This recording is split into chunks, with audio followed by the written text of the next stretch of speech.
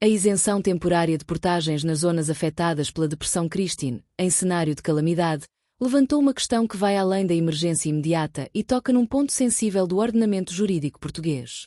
A decisão do governo de suspender a cobrança em vários troços rodoviários foi justificada pela necessidade de mitigar os impactos da catástrofe, mas expôs um vazio legal que, segundo especialistas, continua por clarificar. A medida abrangeu segmentos das autoestradas A8, A14, A17 e A19, em territórios particularmente afetados pelo mau tempo. No entanto, a suspensão não foi automática e só entrou em vigor cerca de uma semana depois do temporal, prolongando-se até às 24 horas de 10 de fevereiro.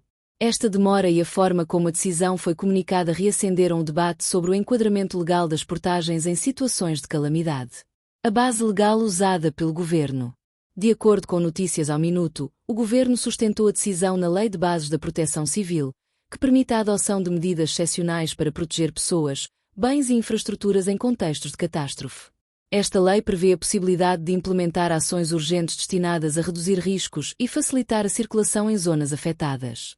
Ainda assim, a legislação não contém uma norma expressa que regule, de forma direta, a suspensão de portagens em autoestradas concessionadas. É precisamente aqui que surge o problema jurídico apontado por especialistas. Devia estar mais claro na lei.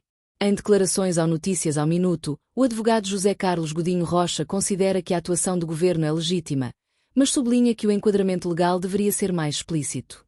Segundo o jurista, a Lei de Bases da Proteção Civil confere legitimidade política e administrativa à decisão, mas não resolve todas as questões jurídicas envolvidas.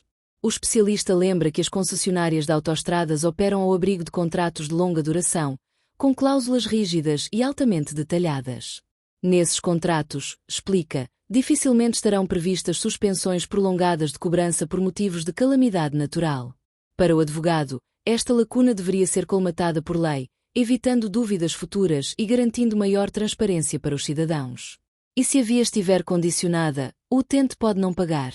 Outra dúvida recorrente prende-se com o direito dos condutores em situações em que a estrada se encontra degradada ou é a única alternativa viável.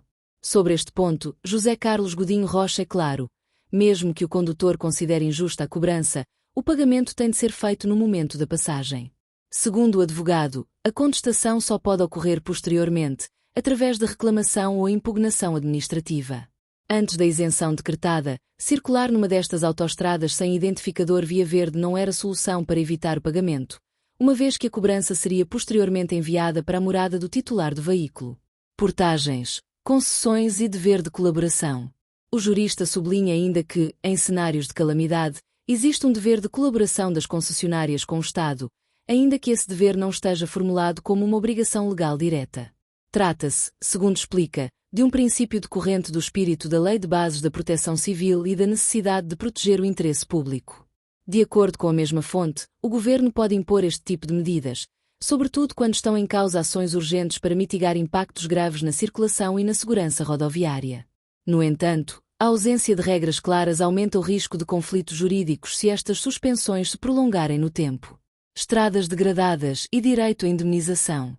Para além da questão das portagens, o advogado recorda que os condutores que sofram danos nos seus veículos devido ao mau estado das estradas podem ter direito a ser ressarcidos. Esse direito existe quer a via seja tutelada por uma concessionária, quer esteja sob responsabilidade de uma autarquia.